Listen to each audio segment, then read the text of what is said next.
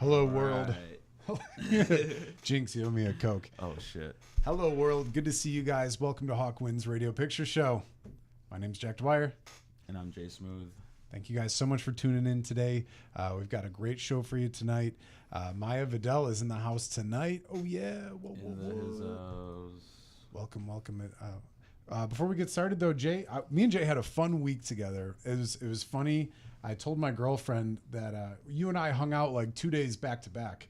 And I was like, I should have just had Jay like sleep over. It would have just made more sense. We would have had like a little powwow. I'm the new girlfriend. Sorry, current girlfriend. Sorry, Jazz. You've been replaced. Just kidding. No, man. I'm more of a top. Hey. Well, little do you know. Whoa. Okay. Anywho. No, bro, I had a lot of fun with you. We had a really good time. We went to Critical Mass, which is the big bike meetup in Chicago and across the world. That was on Friday. It's the last Friday of every month. That one meant a lot to me. There was a death in the hockey community this week. The Gaudreau brothers had passed away. And it was really sad, man. So it was cool to kind of see like a lot of people, a lot of bicyclists kind of unite upon it. And we had a really good time though, bro. We had the bubble machine out. Oh, the bubble machine. That was the best. Yeah, it was a good time. All the tall bikes. Yeah. Shout out to our friend Juan with the tall bike. I finally got to see how they got on those things, man. I would always see them with like, just going down like fucking Logan Boulevard or whatever. And I finally got to see how they do it. It's climbing. It's like they got to climb it like a ladder. It's run, nuts. climb. It's you got to be very athletic to do that shit. Absolutely. And it's crazy. It's even harder with that many people around you too, I had to unfortunately part ways halfway through, but you went all the way to like what, Navy Pier? Yeah, dog. We went to Navy Pier, ended up at the beach just on the north side of Navy Pier. It was so cool because after you left, everybody had like turned all their bike lights on. Oh, the cool lights, so the rim lights. It was just like a sea of cool lights throughout the city. Yeah, it was a good time. And then I think we went 11 or 12 miles total throughout that night. For a slow ride, though. Slow ride's not too bad, for that long. But I was sending Jay a message of what I was doing that night. I was like, bro, 11 miles is light work for me. But I'm taking a fucking Joe Rogan, Joey Diaz ice bath, dog, with a margarita. I sent you the photo of that because we had a bright and early bushy-tailed morning the next day. Oh, yeah. All the way out in Michigan City, Indiana. What's the movie premiere? Movie premiere for our friend Dennis Preston. That was fun. Yeah, it was a good time. His film Later, which is a post-apocalyptic thriller. It was awesome. It was fucking cool. We went and saw an action flick the day after, independent action flick of a buddy, and had some good times afterwards. Joined the after party. It was a good time. Good time. Good hangs, good beers. Yeah. All around a good weekend. Good food out there too. I like the vibes in like Michigan City, Indiana. Yeah. What was the place we went to? They had really good fried pickles. Oh, Knuckleheads. Was it Knuckleheads or the other place? The other place after the. Oh, I forgot. What's the brewery name? It was like there? Thornton or something like that. Turns. I meant to find that out because I wanted to give them a shout. That they had really good food there. That was a really good spot to go to. But yeah, shout out Michigan City, Indiana. One thing we did see there, which I thought was funny, was a payphone. I haven't seen a payphone since the late 90s. What's a payphone? Just kidding. Remember those commercials with Carrot Top where he's like call and collect numbers? It would only be Carrot Top who would call you from a collection number. Yeah, dog, it was the coin operated phones that were all around the world. So back in the 90s. Back in the 90s and beyond, kids. There would be phones all over the city that you would have to put a quarter in and you can talk for about a minute. Not only that, kids, it was tethered to a wall or a box in the street. What, Grandpa, tell me more about the 1900s, please. Well, let me tell you, the late 1900s was... we had a young person on the show last week, and one of the funny things that I wanted to tell him about the 90s that a lot of like young kids don't know. Do you remember in the 90s when like you'd be driving down the street and like plastic bags from the grocery store would just be like rolling around like tumbleweeds, and you'd see like 7 of them rip past Lakeshore Drive going into the lake, and you're like, what the fuck is going on? And then like you don't, afterwards, they were taxing everyone, charging for bags for a good reason, That was a weird thing about the 90s, in my opinion. That was just kind of odd. That was a weird thing about the 90s. Just floating bags. You'd be like, is that a thing in my eye? Oh, no, it's a plastic bag just floating around. Damn. Thanks for the asthma. Remember lead paint? Yeah, I eat it still till today. Still to this day. Oh. Jesus Christ. What sticks out for you from the 90s? If I was to say, what was a 90s theme? Fuck, man. From the 90s. CD players. CD players. Boom. Do you remember your first CD you ever bought? It was the Eminem Curtain Call CD. Oh. Yeah. I mean, were you able to buy that if being your age? I think I probably bought it bootlegged, or somebody bought it for me. Remember those fucking My stickers? friends either stole it or they had like an older sibling buy it for them, because he couldn't get it as a kid. There was a time where I would only buy bootleg like CDs, so it was like either 50-50 shot that they worked or didn't. Yeah. Remember LimeWire? I do. I never used LimeWire. I was like you, bro. I went to Swaparama a lot. I would always get bootleg shit at Swaparama. Swaparama, shout out. But yeah, bro, it was a good weekend for us, and I'm excited to spend more weekends with you, bro. It's been a fun time, and it was funny. I messaged you the night after. I'm like, thanks for being my friend, man. Most of my friends are getting married and having kids now. Shout out Megan and Brian Walsh. I love you guys. They're getting married this weekend. Damn, shots fired. Shots fired. Just kidding. No, marriage is a beautiful thing, but it leaves out a lot of your friends because now they're like, well, what am I going to do now? Sheesh. Especially after you have kids, you just never see your friends that much anymore. But we're going to have a good show for you guys tonight, though. Maya Vadell is in the house tonight. Maya is a practicing therapist for the arts. And it's something that we always talk a lot about on the show as well. It's I think it's an important thing to talk about for a lot of artists of all mediums, to have a way to kind of talk your way through different mental issues that arise if you're an artist or anyone for that matter. It's something that I personally don't think it's talked about nearly enough. Everyone talks about their fucking gluten allergies, but no one ever talks about their mind's health. So Maya, thank you so much for joining us tonight. We greatly appreciate it. For those of the people just listening right now, tell us about yourself. What is it exactly that you do? Gotcha. First off, thank you for having me. I'm excited to be here and to talk about this topic. Like you said, it's really important. So just to kind of go into what I do, I think it's important to, and I'm glad you started off by saying the mental health, because I'm both a therapist and a performance consultant. There are some crossovers between the two, but there are also some differences. So it's a great start. This is usually how I start the intro sessions for, especially when I'm talking about performance psych. Because as a therapist, I'm in that role of, I care about someone's mental health and how they're doing and things like that. And in that performance consultant role, I still care about how they're doing, but my main concern is how they can perform. And there are times when, you have to either, whether you're an athlete, you are a musician, even people who, let's say, like even what people don't always consider as performance, you can have like, burlesque, drag, adult entertainment. All those things involve performance. And there are some times when you might not be in the best headspace, but you still got to perform. And that's the key difference between the two. Where one is, if I'm your therapist, I might suggest, maybe you take a little break. But if I'm your performance consultant, if you don't want to take a break, if you have to perform a concert and you can't take a break, then it's like, okay, how can we do like harm reduction so you can perform your best consistently without really hurting your mental health too much? So that's how I would describe the dual role that I can have as both, being that therapist, both for like performers and then just like general mental health type stuff. I'm really into like neurodivergence, gender, intersectionality, that kind of stuff is my jam. And then performance stuff, of course, athletes are how this stuff got started. It's called sports psychology because they get to start with sports, but there's so many other different types of performance, whether it be, musicians or like all the other types. So I kind of hold both of those. That's how I would describe it. And that's a really important thing for any artist of any medium. I remember when I first started getting into comedy, people were like, there's so many branches that you can venture off of. I think there's a lot of truth to that behind the word entertainer in itself. That there's many branches that you can branch off to.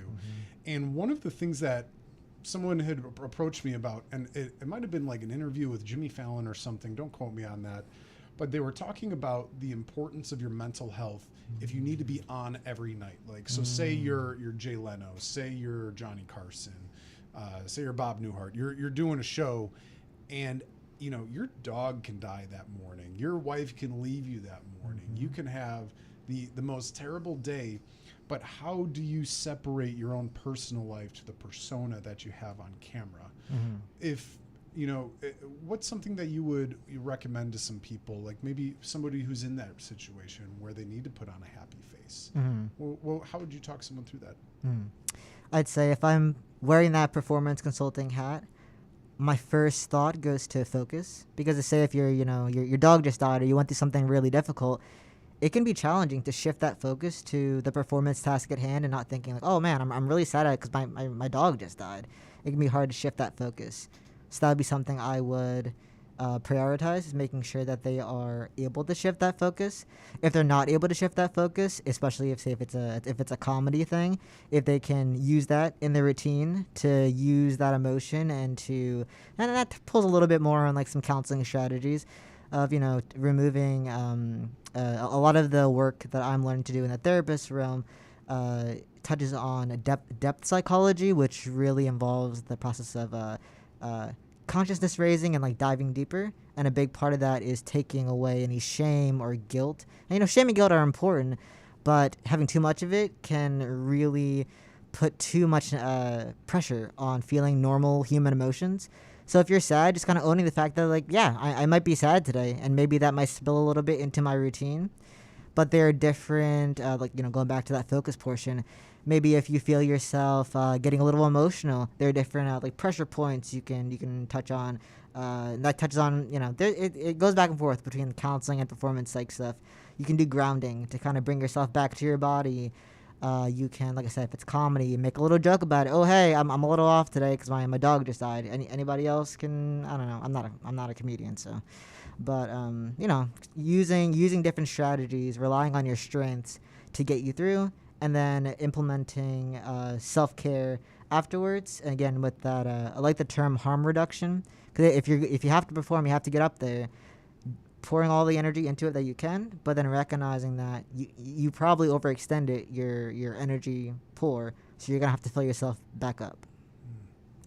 It's an interesting point about the pressure points. I've read into these before. There's pressure points all over your hands, all over your feet, different parts of bodies.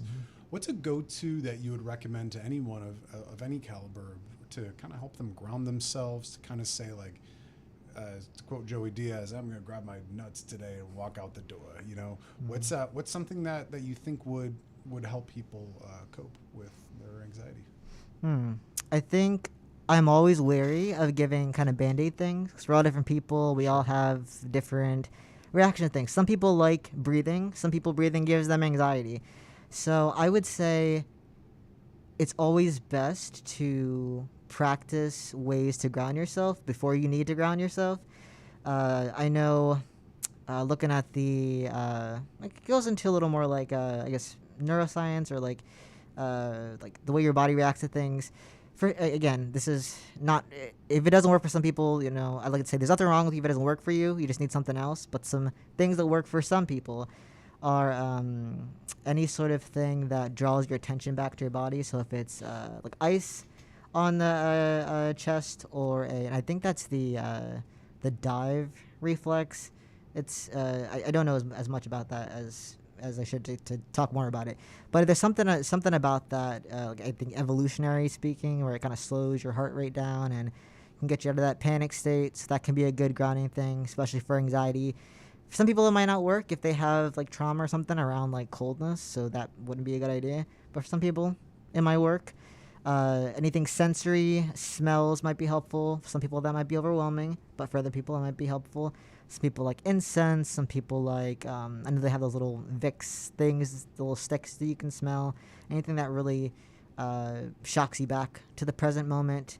Anything tactile. I know fidget toys are a pretty big thing, so that can be a cool thing. Any taste, candy, gum, cold water, juice, anything that is going to bring you back to your body.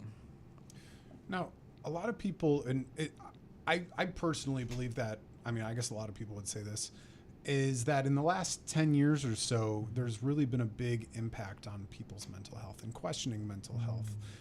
Do you believe that it's always been this kind of fucked up? I mean, the economy is one thing. It's, most people are working a couple jobs just to stay afloat, to barely stay afloat.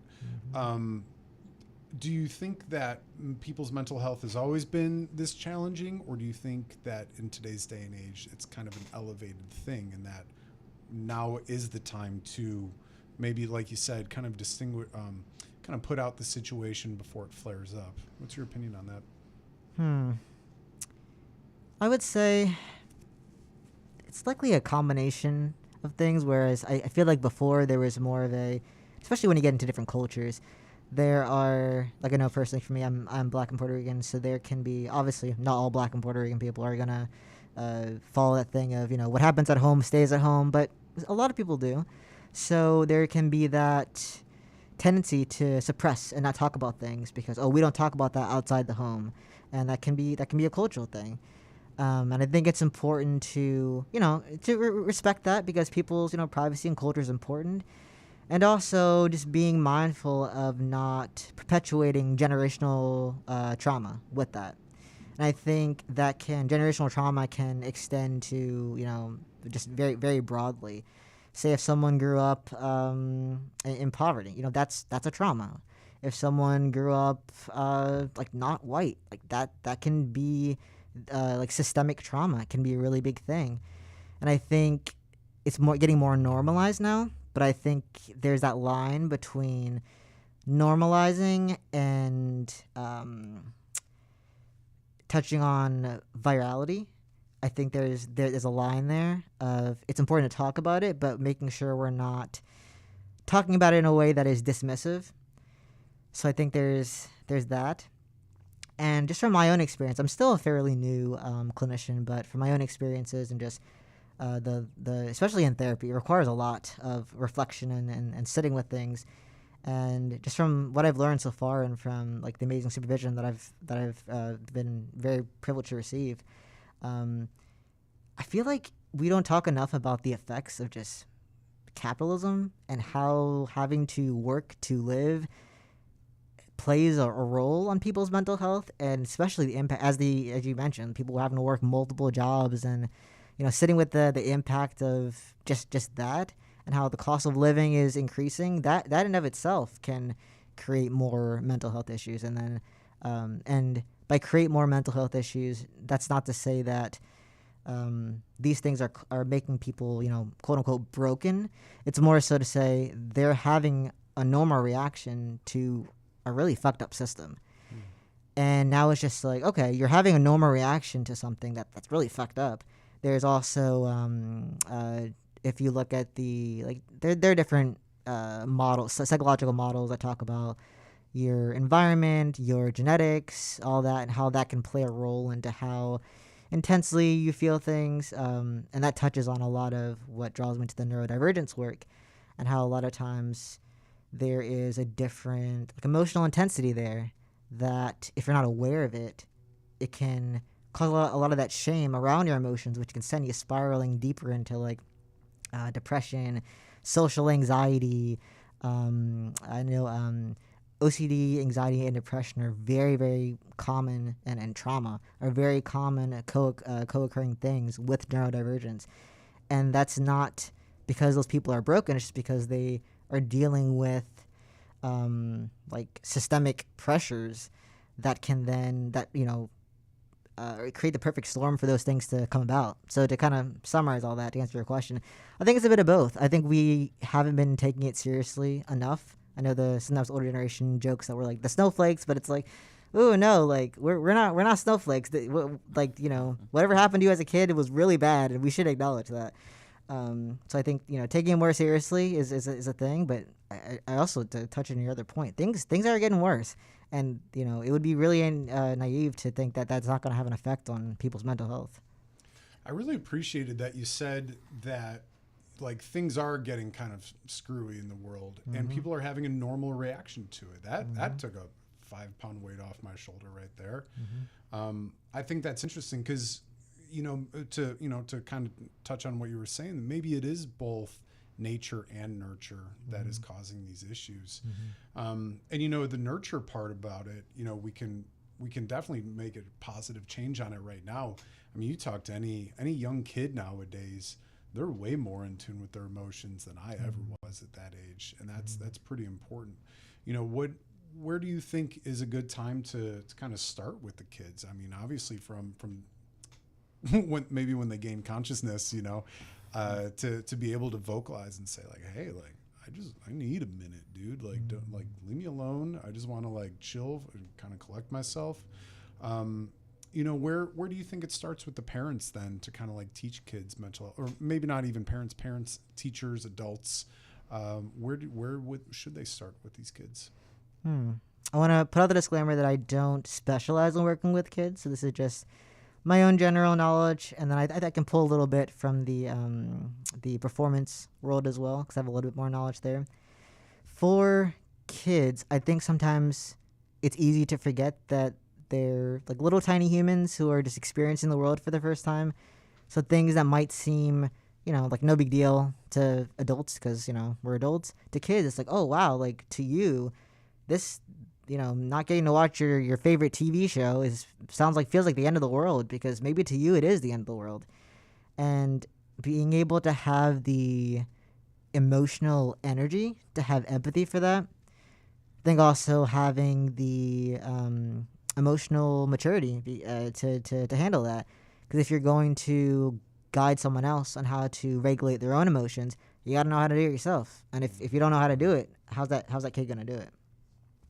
So that's something there, and that ties into the performance world, especially youth sports.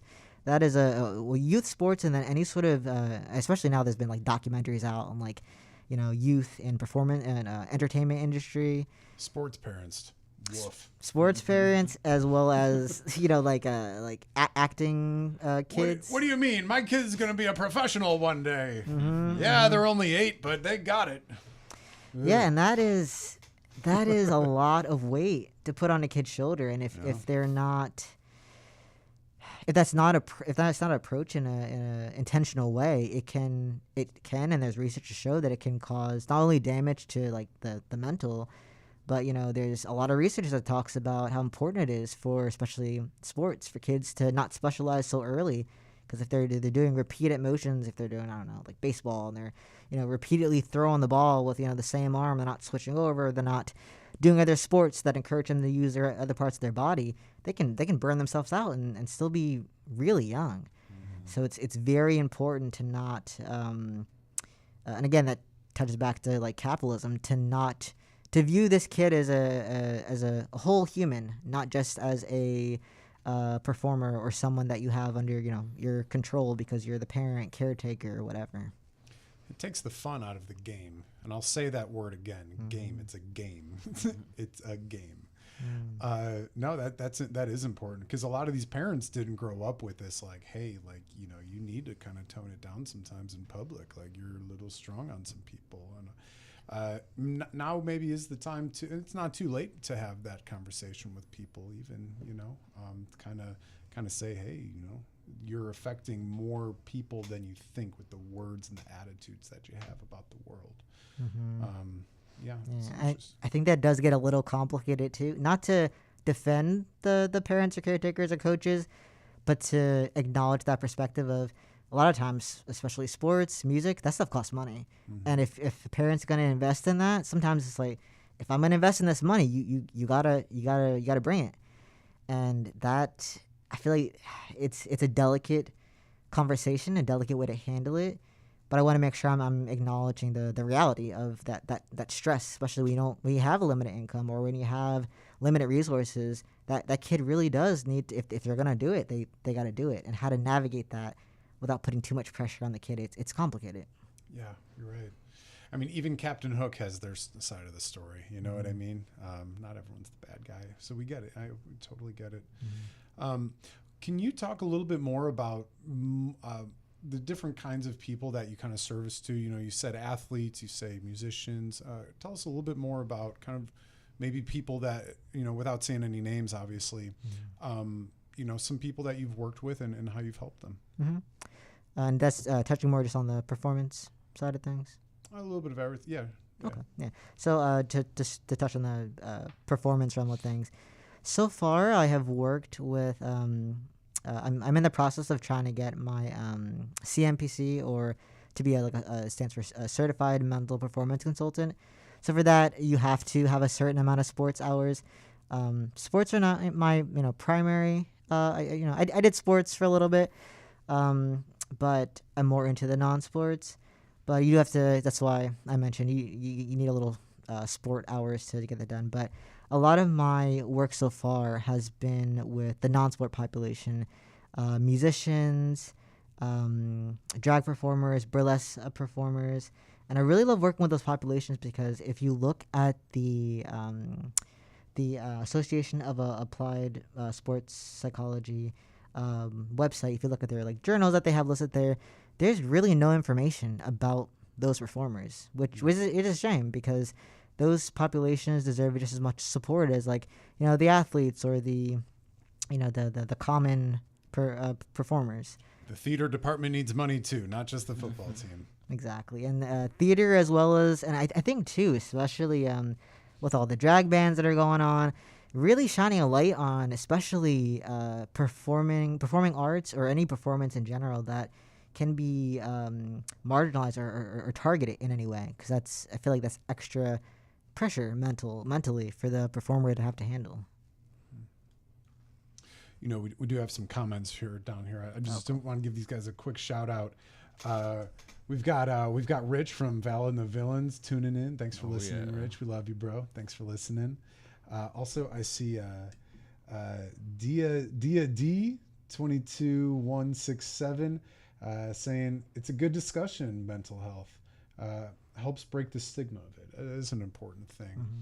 Are there any other ways that you, aside from this podcast, that you've kind of gone out into the world and tried to break that stigma of talking about mental health? Also, before you answer that, for those of you guys tuning in, please leave us some questions. If you have any questions for Maya, let us know. If you have questions for me or Jay, let us know. Thank you guys for tuning in. Thanks for the comments. We love you. Thanks. Sorry, the question was, and aside from this podcast, is there any other platforms or any ways that you've gone out into the world to kind of break the stigma of talking about mental health? Gotcha. So far, still kind of slowly stretch my wings out to other types of promotional things. So super excited to start with the podcast. I have my own professional Instagram that I'll try to post some things on. Have to get better at following up with social media. But for right now, the most of what I do to really touch on stigmas, both in the importance of increasing your mental skills as a performer, and then the importance of mental health from the therapy realm. I try to just have little conversations in my everyday life with people where I'm not in a way to. Sometimes it can be hard to take off that therapy hat. It's like, no, I'm not curious about how you're feeling there because I'm off the clock right now. No, we're not doing that. But just to, if someone brings up an emotion, like, oh, it's totally fine to feel that emotion. You don't have to give me a disclaimer or put shame on it. Or, if I don't have the capacity to listen to it right now, I'll let you know. You deserve to be heard. I can't hear it right now, but maybe somebody else can because I want you to be heard. And just framing things in that particular way to, like I said, when I touched on the lens that I'm being trained to pull a lot from, the depth psychology lens, taking away the shame and guilt from just having normal human emotions. I feel like those little conversations really add up, even though they're just one-on-one or group interactions. That's interesting. I do have another question too. You did say I was hoping you can promote your drag Yes. performance group as well, because that is a place where you go out and talk about it. So Very true. tell us a little about it. So in addition to, we're in the process of starting a few groups. So this is one that I am pretty excited about. It has a date on there, but it's an ongoing group, so it's not relevant. But it's just a drag performer group. It's open, across the country, and it's just a group for. There's not a lot of performance spaces for, and it says drag, but drag, burlesque, all that can really fit into this type of group. It's not a lot of spaces for these types of performers, and I think, like I said, especially with like the drag bands happening and how there's not enough attention given to this type of performance.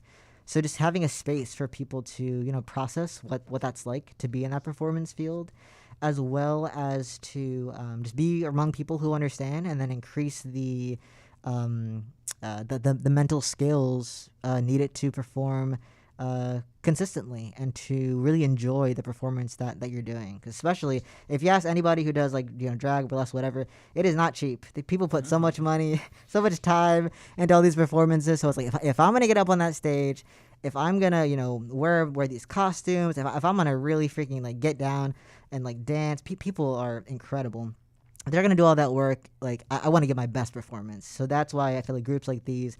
I'm so thankful that my practice was supportive of an idea like this, because it's so needed. It's very noble of you. I think it's awesome that so many people need that, especially in the LGBTQ plus community.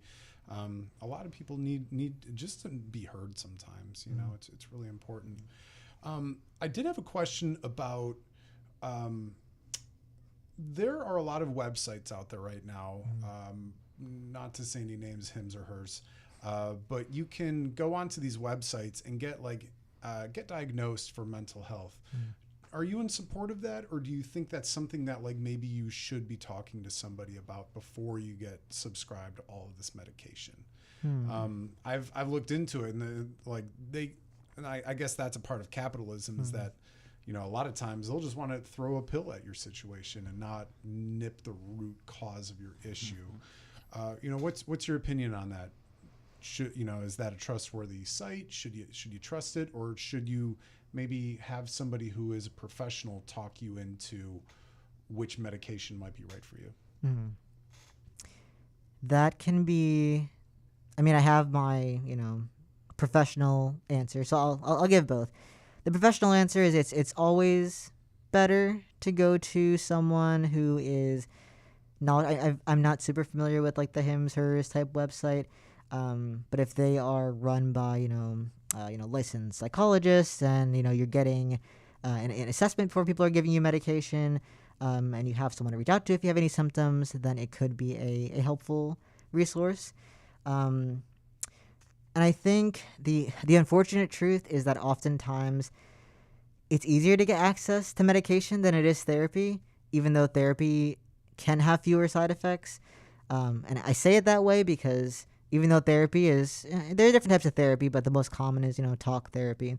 But if you don't have a good therapist, that could definitely leave you with a side effect, even if it's not something that you're, taking in. It could, I've heard people have really bad experiences with therapy, and it turns them off from it forever. So that I consider that a side effect. But I would say if it is in your budget to talk to a therapist first before, and especially a therapist that matches that is knowledgeable of whatever you're kind of going in with. So if you have any sort of marginalized identities, making sure that therapist is knowledgeable of that, because that's one thing that the counseling field can improve on. It's not as progressive as it should be. And it's unfortunate that I even have to say the word progressive when talking about just, taking care of people. That shouldn't be progressive, but unfortunately it is in some spaces. But finding a therapist that will respect and see your identities, and not being afraid to shop around if someone isn't a good fit.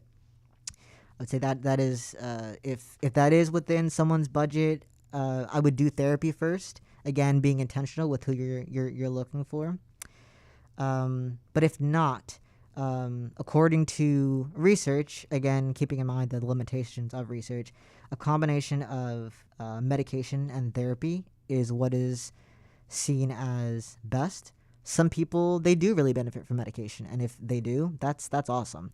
Other people do not benefit from medication, and continuing to try different types just give them more side effects. So it's a complicated thing, and it can vary person to person. But I would just say, do your research, and if you don't have the capacity to do your research, reach out to somebody who can help you with the research, and finding someone who's competent. I've heard not all the time, but sometimes, especially with medication, nurse practitioners can be, not to speak poorly of psychiatrists, but from what I've heard and from my own experiences, nurse practitioners can be a little better sometimes, not all the time, but it's what I've heard. So that would be just my own professional, personal type of take on that. Now, where do you think is a good resource for people who can't afford it? Because going to therapy is expensive. You know what I mean? You go in there, they got a timer going as soon as you get in the room. Is there a resource that you would suggest to people of like an affordable place to be heard, an affordable place to maybe get help to get the right medication, just so you're not, a questionnaire on the internet? Mm-hmm. I would say, especially if you are on the fence, but whether you want to try medication, you want to give therapy a try first, group therapy can be a great, like even this is a group. And a lot of groups, especially this one, and especially being at a private practice, I was able to say like who I wanted to offer a low sliding scale to. So, this group sliding scale starting at $40 per session. For some people, that's decent. Other people, that can be a little pricey, which is totally fair. But then low sliding scale available to, I put like BIPOC, trans, gender nonconforming, and disabled performers. And it gets complicated because by offering a low sliding scale, I am reducing my own income, but that's an ethical thing that I choose to do because I want to make things accessible.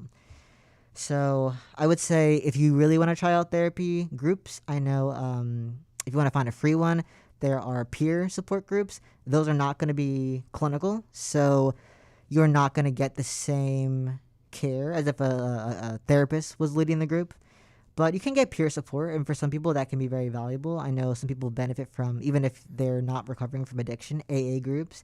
NAMI, the National Association for Mental Health. Hopefully I've said the acronym right. It's funny you're saying that. That's what these guys are saying in the comments. There we here. go. Cool. Thank you, Rich. We appreciate it. Cool. Rich and Emily. Yeah, they're saying NAMI's a good source. Mm-hmm. I know they have some free things. I think because of COVID too, there was a lot more online groups as well as in person. I believe those tend to be free. Different community centers can offer different lower scale things. And I would also say to also look at your budget and see, okay, how much can I afford to spend on therapy, and like how badly do I need it? Me personally, as backtracking a little bit, some therapists also do offer a certain amount of sliding scale or pro bono slots. They are limited, and if you're going to be in those sessions, you have to really keep up with it because there's only a few spots. If you're not going to come regularly, somebody else can have the spot. But those can be very helpful. For myself, speaking personally, I see my own therapist on a sliding scale. And also, after as I'm building my caseload, increasing my income, we'll have that conversation of like, hey, I'm making a little more money. Like, I can afford to pay you a little bit more. What seems fair? And I say that because for me personally, to do the work that I do, I 100% need to be in therapy to like have someone to like mentally support me, because being a therapist, even doing performance consulting work, you're holding a lot of stuff. And I think depending, like say if you are in like healthcare, if you're in a really high stress job, being like, ooh, like can I spend a little less on eating out to put a little more money into therapy? And it doesn't have to be forever. Some people are in therapy for a long time. Some people aren't in it for a long time. And thinking of it as an investment in your mental health, as opposed to, because you're right, it can be pricey, but also shifting that mindset of like, ooh, okay, it's pricey, but for me, is it worth it? And if it's not worth it, finding the lower scale or like lower sliding scale things to make it, because you shouldn't have to give up eating to go to therapy. But the therapist also shouldn't should have be. to work 3 jobs. Yeah, to make a you really shouldn't. decent living, You really shouldn't. And also, like, as a therapist who is building out their caseload and struggling to make money, I also am try to make money. So I totally get both sides. So just like sitting with all the nuance of that and really sitting with what's in your budget, how important is it, what resources do you have, and not being afraid to ask for, like, all the friends that I have. Like, if you need help finding a therapist, let me know. I'll help you find somebody. So using your resources, there's somebody out there to serve a need, whether it's nonprofit, private pay. There's always some resource out there. Now, I one of the big topics I wanted to talk about tonight, maybe a little off topic for what you do, emotional support animals. I have my dog registered as an emotional support animal. Honestly, it was like a website that I just went to and got it for like a couple $100. But I don't have to pay like a dog fee any apartment that I move into. I was maybe hoping to, if you can give us your opinion on emotional support animals, emotional support crocodiles. Is that a thing? Should it be a thing? What's your take on ESA? I would say I think animals in general can be a great source of support. And, whatever works for you is whatever works for you. I do think it's important for people not to confuse emotional support animals, which are real and valid, with service animals. Correct. Because I think sometimes when people start to confuse them a little bit, it can create problems for people who need to bring those service animals into places. Because if an emotional support dog, especially if it's not trained, is brought into a public area and it starts acting up, then it's gonna make the person with the service dog look bad and like have extra, like it's just gonna bring extra stress for them. So that is the only opinion that I have on it. But if your dog's at home and it's not disturbing someone who would benefit from like a service dog, it's not crossing that line, then as long as it helps you, it's what helps you and gets money off the pet fee. So why not? Right. Which is another burden relief. It was interesting when you were talking about your own mental health with being a therapist, and that's super important too. And I guess that's kind of why I asked about the ESA thing, is that when I'm going through some things and I might not have time to go talk to someone about it. I might not have time to do the things I need to do. My pet is always there to kind of help alleviate that anxiety. She does hugs on command. You reach down and say hug, she'll give you a little hug. I was hoping maybe you can talk a little bit about your ways of kind of coping with it, because you're right. Like if you're hearing day in and day out all these other people's struggles, and you might not even be able to like tune into your own emotional state. Maybe can you give us a little example of what you do to cope with that? And I would say to touch a little bit on what you said around not always wanting to talk to people. It's a really good point of your therapist should never be your sole source of, and it's okay if you're going through a tough time and you don't have any friends at the moment and your therapist for that moment is your sole source of support, because people that's real, that happens. But eventually the goal is to create other sources of support. So that way you're not just relying on that one therapist to give you all the support. Because one person can never give enough support. And as much as we would want to, there's limits to emotional energy.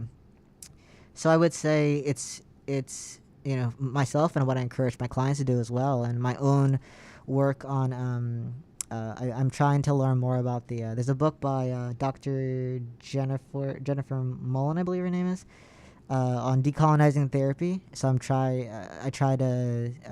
still getting through the book, but I try to align myself with a lot of that, and a lot of the components in that touch on getting away from the Western model of therapy of like client patient and a very medicalized kind of sterile, and instead expanding it to look at community and how important that is, because having a therapist is just as important to me as having a community of of friends, of community of people who, of coworkers, a community of, different, different avenues of people who can give me different types of support, and getting more comfortable with both, self-soothing as well as asking for support. And especially people go through different ups and downs in their life, therapists included. And just, again, that idea of removing the shame and being like, hey, if I need help right now, if I need to, make myself a little vulnerable and like reach out to a friend, and if that friend's not available, that's okay. It doesn't mean that I don't need support. I just need to reach out to someone else, or expand my social circle, or go to a community thing. I know, what is it? Thresholds, the living room is a place. I'm forgetting the address now, but if people just Google like the living room Thresholds, it's like a peer support crisis resource that can be an alternative to going to the hospital or calling 911. Sometimes that can be an intimidating thing for people, so that can be like another source. So just to summarize, like utilizing all the types of support that you can, and never being ashamed to ask for help and get the support you need. It's interesting. You're talking about Western versus Eastern cultures of mental health and that community.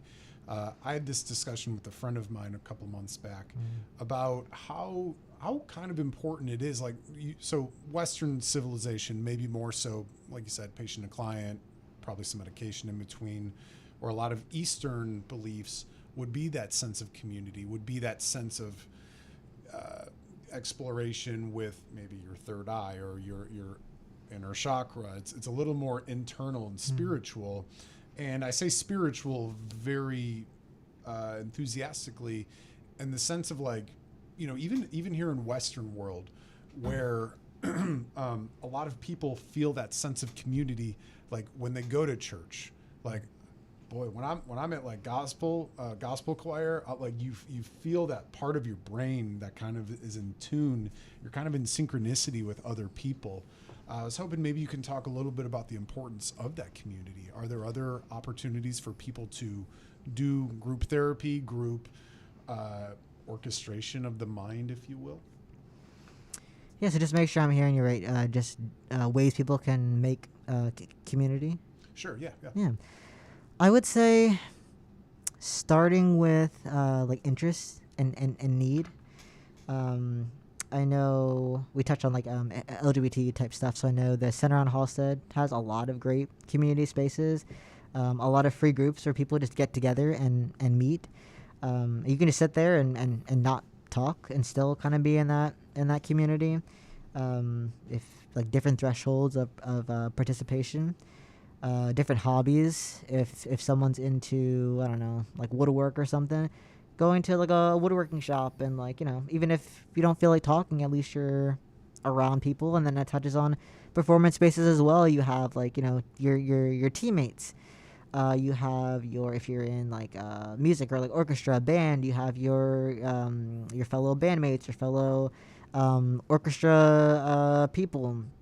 If you have, I know like drag has like drag families. So like I feel like communities can form anywhere, any place. It's more so, I would just caution on, just because it is a community doesn't always mean that it is supportive.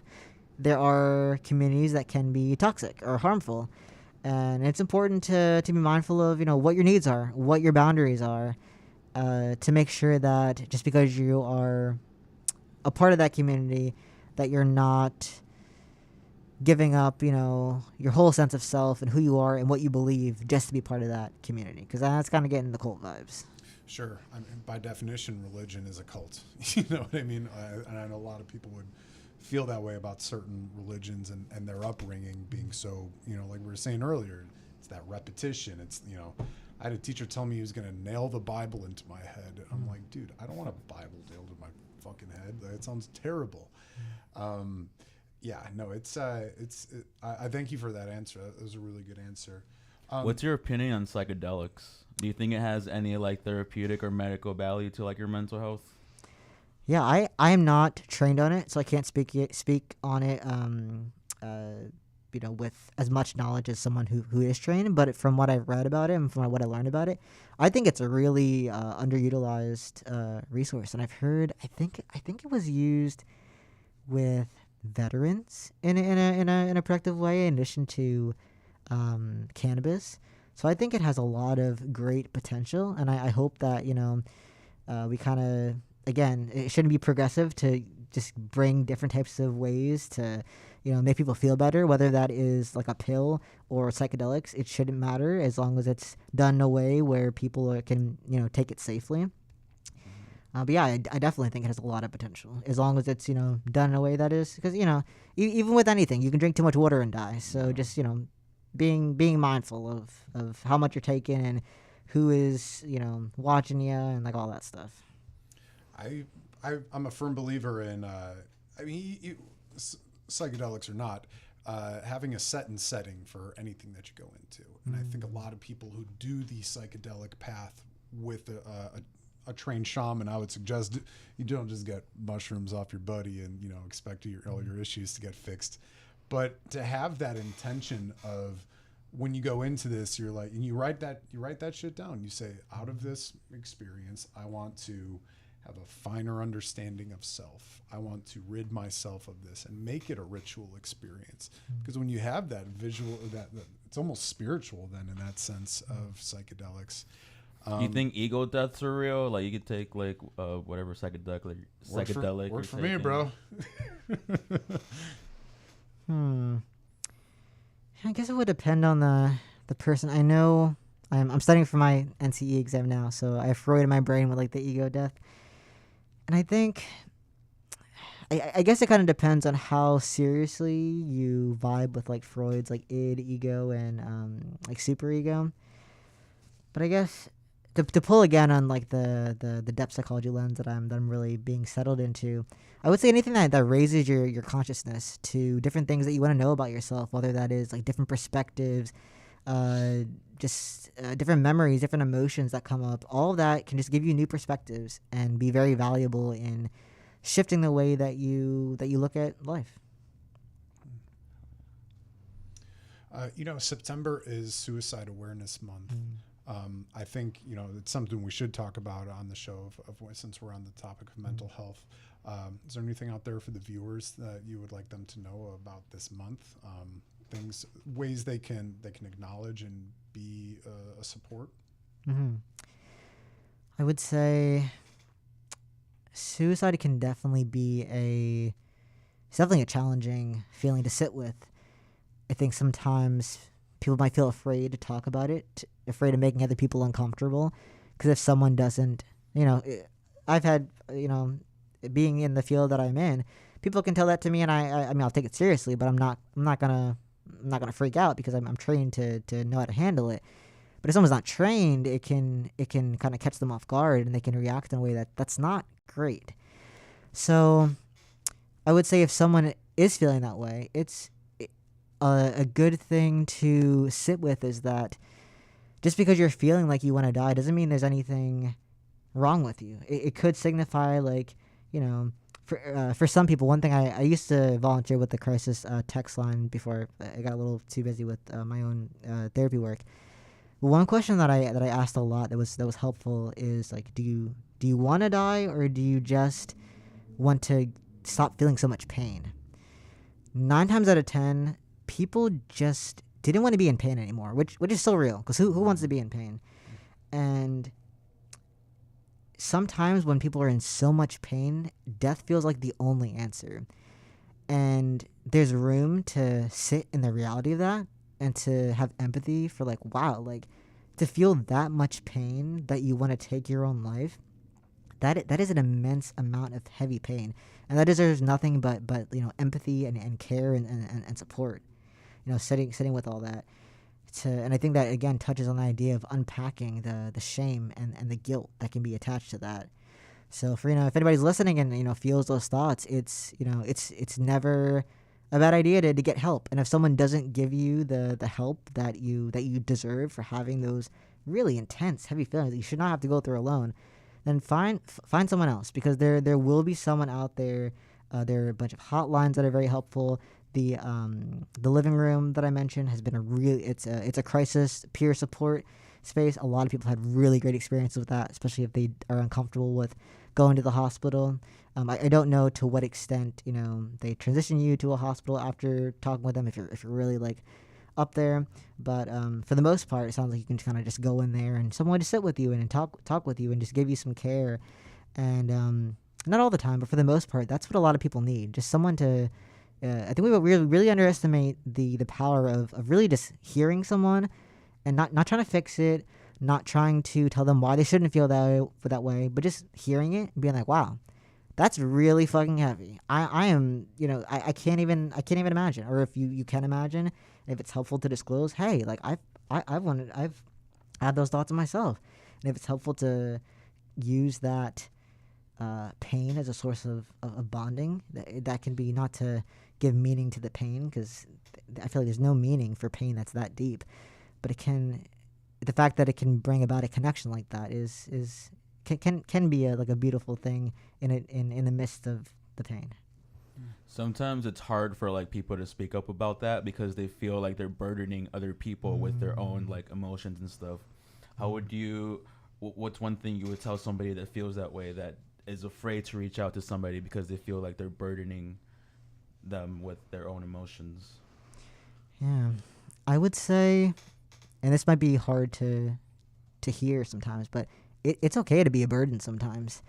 I do some pet sitting as well, and sometimes pets are, and you said you have a dog, pets can be so needy, and it's like, oh my gosh, like just like give me a little space, but they don't care. They're gonna keep coming back. They're gonna keep asking for pets because they're like, I don't care if you're annoyed with me right now. I want attention. And I think sometimes, as a human, it can be harder to do that, but it's like, it's okay to be a burden sometimes. There are times when you need attention. If you're in that much pain, you need attention. If you're hurting that badly, people need to take care of you. It's not your fault if someone doesn't have the capacity to do that. It just means you got to find someone else, whether that be a therapist, whether that be a support group, whether that be a crisis text line. There's going to be someone out there with the capacity. It's just finding that person with the capacity and not making it a question of, do I deserve this or not? It's like, no, even if you don't believe it, you deserve it. Just finding the person with the capacity to give you the care that you deserve.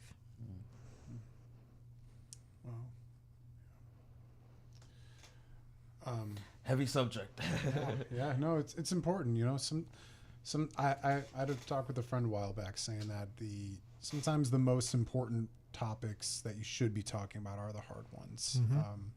And it's okay. Sometimes, there's a lot of beautiful things that come from uncomfortable situations. So, it is important to talk to.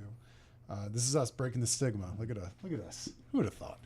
As a therapist, do you ever get like really empathetic with people, like when they tell you something like really heavy, or are you just naturally just trained? I guess not naturally, but are you just trained to like just block off your personal like feelings to other people?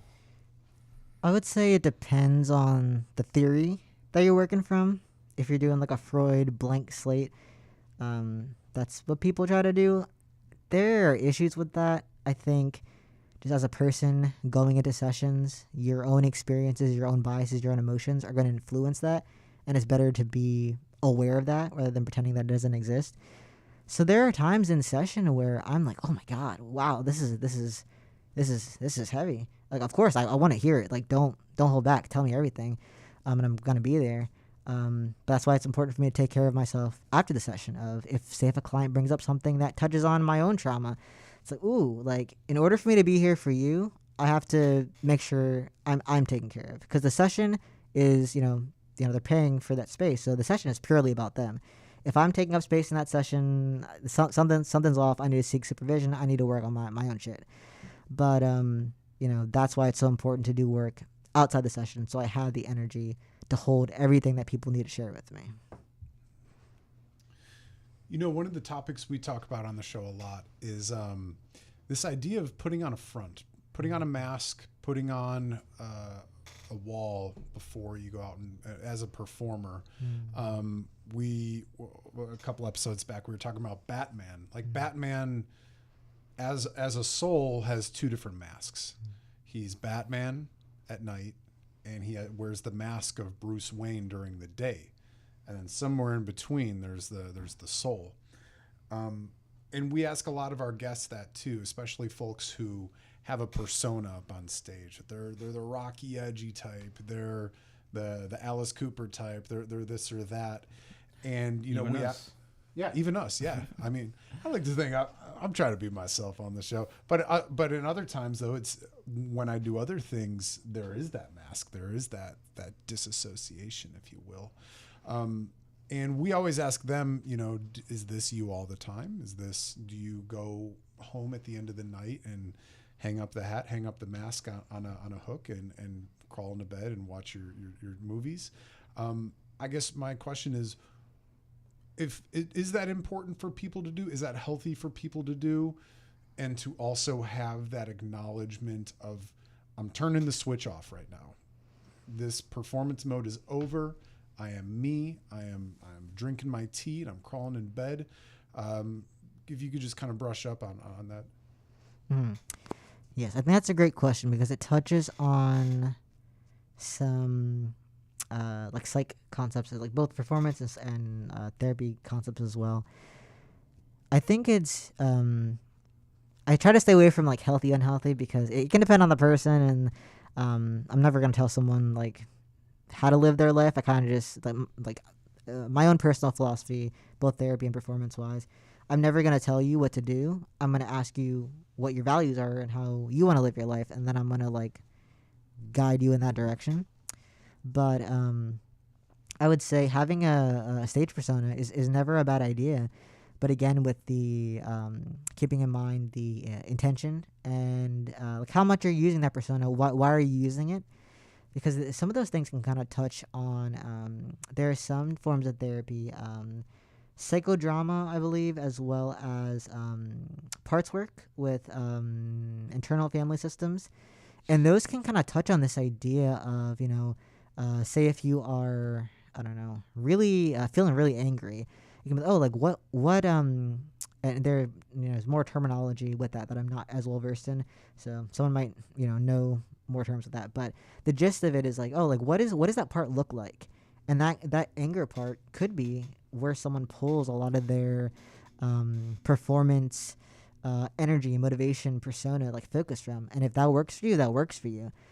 But if it becomes an issue of, if you are, say you know, always have to be angry to perform and it's having a negative effect on you, and it's like, okay, let's try, how can we, you know, still have you perform the way that you want to perform, but it goes into like the performance consulting part, still have you perform the way that you want to perform without the like negative without the consequences. And a good example that I've heard, I forget where I read this, but there was this one extremely talented musician who was an alcoholic and needed to drink before every performance. They were an amazing musician, but they needed to drink before a show. And it's like, okay, you know, that's what's working for you. You're performing, but it's like, how can we do a little harm reduction here where maybe instead of drinking, I know like beta blockers, I don't know too much of the side effects of beta blockers, but I know they exist. There can be breathing exercises. There can be, that's where mental skills training can come in.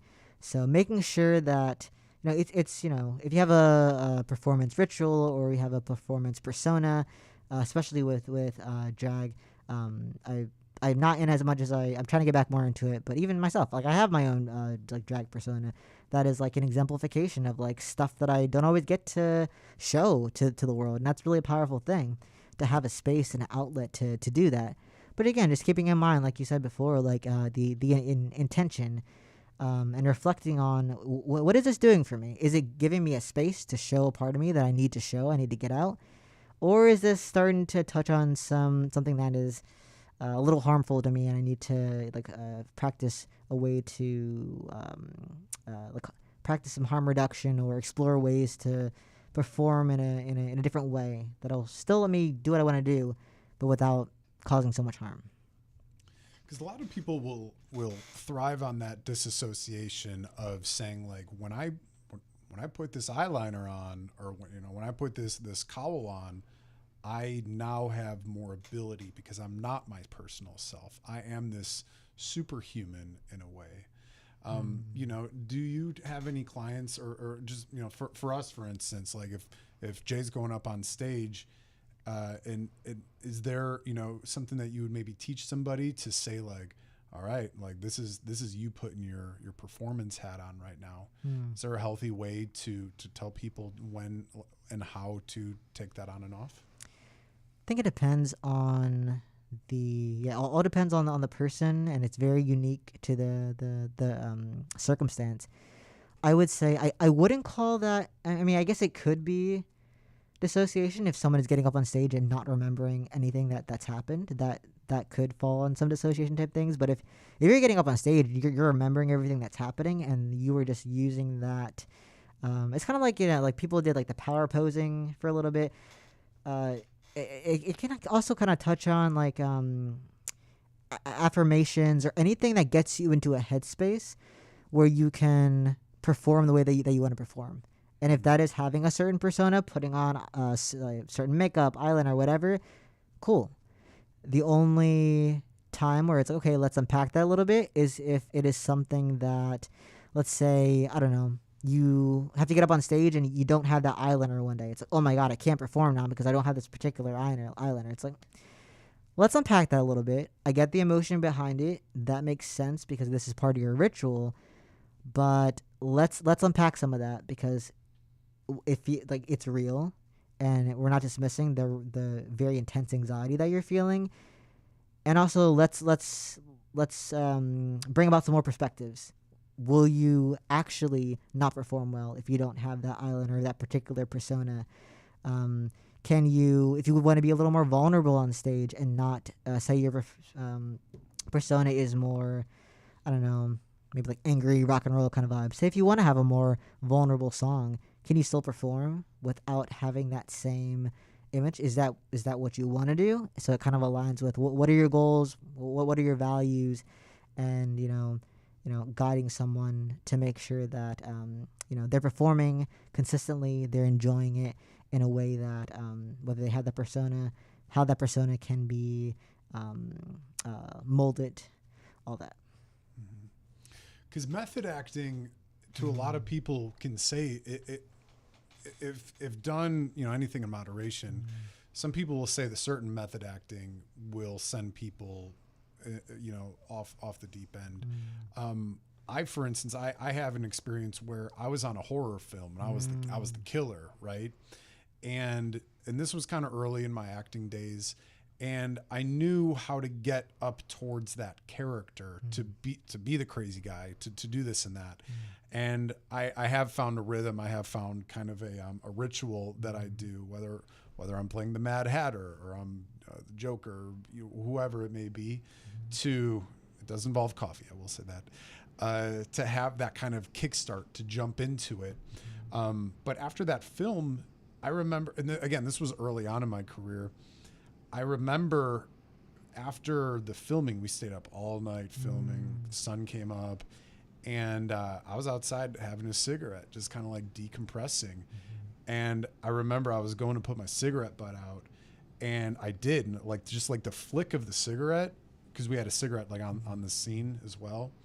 When I saw that flick, I kind of just got back into that character again. I was like, oh fuck, am I this crazy guy? Is this gonna last forever? And I think it took that moment of oh my God, what the fuck, to learn how to then, you know how to put the hat on, but you got to know how to take that hat off, Water helps, I think, having some sort of decompression, meditative state. Is there something that you would suggest to somebody to be able to take that off? That's a really great question, and it gives me a little more context for the question that you had. And I think that does sound like a really, really scary situation of my brain doesn't feel like my own in this moment, and who am I, and identity. I would say if it ever touches on something of because the brain's a really interesting organ, and one thing about therapy that can be effective is that it can um, change your, because the brain is an organ that can constantly, you're having those synapses and the different connections. You're constantly forming connections, you're losing connections, and it can have an effect on your neurochemistry. So I would say if you're ever at someone's ever at a point where they, like you said, can't take that mask off, or they feel like experiencing psychosis or suicidality, or I don't know if there are any sort of pre-existing conditions, like someone's like bipolar, or someone is like they have a pre-existing condition of like maybe feeling more intense emotions. Um, if it starts touching on mental health type stuff, I would say definitely talking to a therapist that, especially who specializes in working with that population. If it's just if it's distressing, but it's not at that level of feeling like you are at a loss of reality, feeling like you are unsafe, then speaking to a performance consultant might be a really great thing, because that is something that in I haven't worked with too many actors, but I've had some experiences with some opera performers, and to avoid disclosing too much, but privacy, there are some material in the opera that touch on like some personal stuff for the performer, and it was like, ooh, like, okay, so we got through the performance, but it's like, how do I take care of myself afterwards? And that's a whole other thing. It can be a after performance ritual, and making sure that that person has everything that they need to do that, because maybe that role touches on some like inner trauma. And especially if you have a therapist, not to plug myself, but especially if you have a therapist who is specialized in the way that I'm specialized, of having that Plug away. That's what we got here for. Having that performance background as well as the therapy background. There can be, especially in the performance like field, there are some mixed opinions about how much it should be mixed, if it should be mixed. But sometimes in the real world, if you're running into situations where, say you're seeing a therapist, and performance stuff is going to come up, the therapist has to be knowledgeable of both parts. But yeah, I would definitely say if that's something that is concerning, to seeking out support of someone who is specialized in the field that you're going into. And if money is an issue, I would suggest going with like a student or intern, because they're trying to get their hours in. They're gonna go a little lower. I offer performance consulting stuff at a kind of like what is an accommodable rate, considering that I'm a student and I know that this is an expensive service. So finding someone who can do that could be a great alternative, both in the therapy realm as well as the performance consulting realm. Do y'all have a go-to, putting the performance hat on, taking it off? Jay, do you have any ritual pre-show, post-show that you do? Pre-show, shot of whiskey. Yeah. Post-show, a joint. It's a good way to do it. Pre-show, so like right before I play or go on stage, I take a little shot of whiskey to help calm my nerves. But when I'm on stage, I get all this adrenaline going, and so after I finish, I just smoke a little joint and like sit down and relax, and then that kind of helps the adrenaline go down, so I'm back to like my normal self. Otherwise, I'll be bouncing off the walls trying to like continue the party, because I don't know if this happens to a lot of performers, but once you get that adrenaline, you kind of want to keep it up there for a little bit. And so like me personally, I'll like go and like I can try to do whatever until it's done, but I try to self-medicate, I guess, with like marijuana. Yeah. No, it's a good thing, man, because not a lot of people talk about that post-show come down. Mm-hmm. It's easy for guys like us who are like adrenaline junkies to be like, oh my God, like let's go. This is fucking rock and roll, dude. But to have that come down when the lights come down, the music comes down, but your heart and that adrenaline is just still kicking. You're like, dude, you need something to come down and do that. Mm-hmm. Do you guys know who Gigi Allen is? Who's Gigi Allen? Oh, Gigi. Oh God, he was he was a rock and roll artist who was very popular in like I think like late '90s or something like that. I may be wrong, but he would do like some really outrageous stuff on stage. Like one of the famous things he's known for is like pooping on stage and throwing it at the crowd. Whoa. People would go nuts for that kind of stuff. Like For that shit? Yeah, literally, his like fans or whatever. And he's like a person that was just similar on and off stage. So yeah, it's just interesting to like see those kind of people that just like they literally make a career out of. I don't want to say he was like, well, I guess he was probably mentally not there, but they make their whole career out of doing that, and nobody tells them like, hey, like you're kind of like this isn't safe, this isn't healthy. Like, what's your opinion on like that kind of stuff? Where like, because then I'm assuming there's other people that are probably making money off him that want to continue him to like keep doing, because he was selling out shows, he was selling out venues and stuff. I will say this, to quote the late great Hunter S. Thompson. If you're gonna be crazy, you got to get paid for it. Otherwise, you're gonna get locked up. And there was times where because he would like go in, like the crowd and like smash beer bottles on people, and like people would go nuts for it. But obviously, he was not mentally all there. So, what's your opinion on that? Yeah, that is tough because on one hand, like, get paid how you can. On the other hand, it's like, it's very easy to take advantage of someone when you know that they're not in their right mental space to fully consent to what they're doing. And it makes me think of like the childhood stars, Britney Spears, like all that stuff. And it's like, like money and greed can really make people, and like, even I'm thinking of like Amy Winehouse and how like all these performers who were like, you hear their songs and they sound like, oh wow, this song sounds kind of depressing, or like, oh wow, this person has like a kind of serious drug problem, but it's like, oh, it's fine, they're a star, they're performing. It's like, oh no, that's why the that's what draws me to this dual role of mental health counseling, because I feel like you got to have that knowledge to know how to properly support people.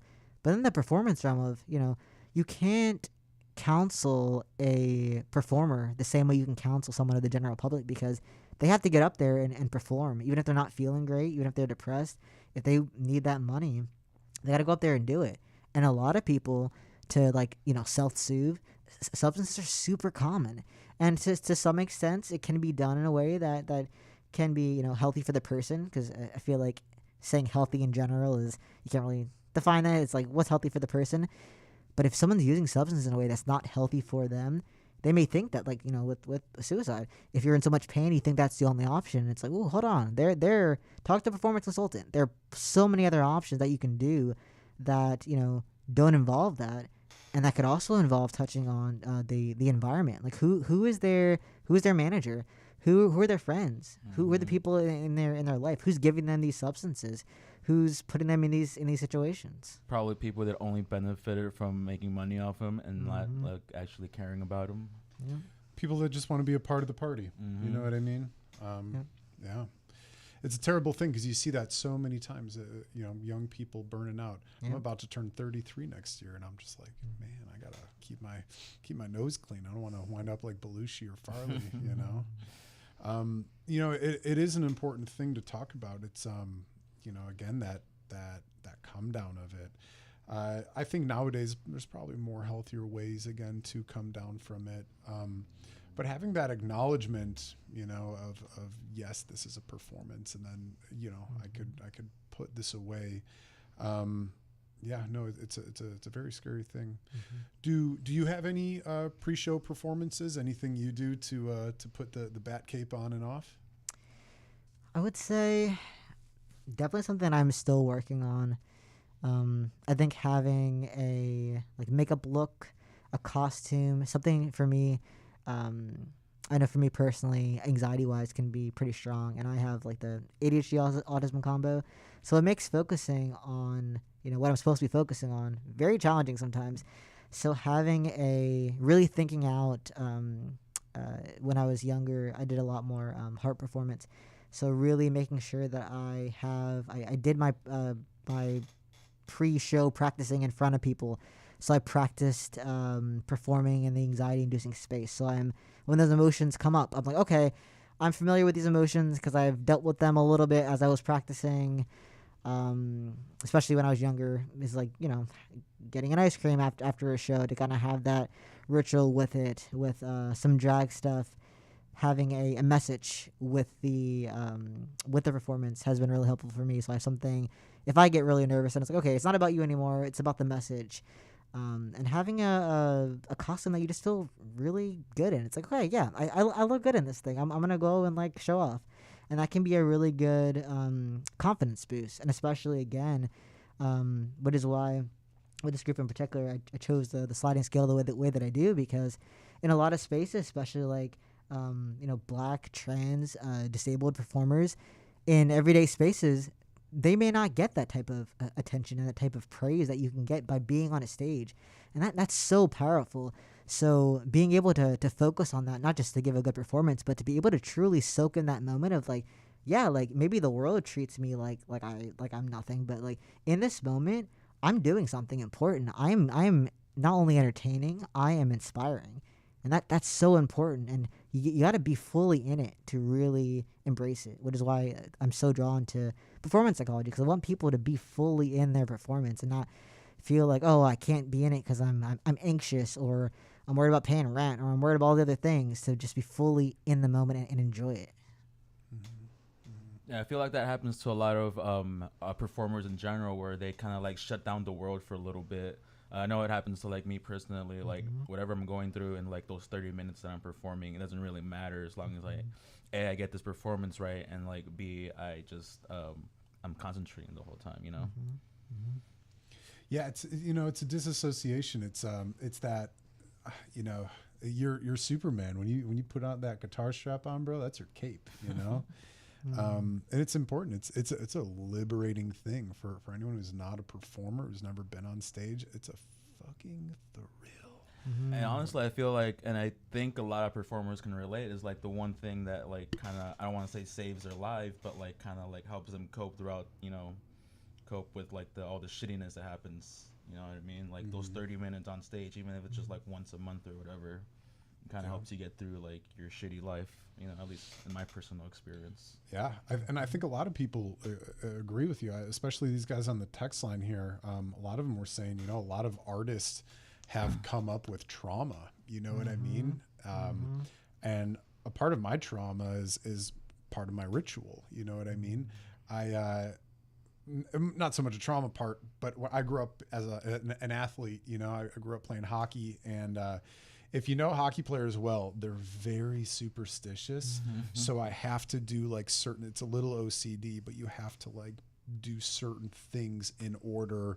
Otherwise it might throw off your groove a little bit.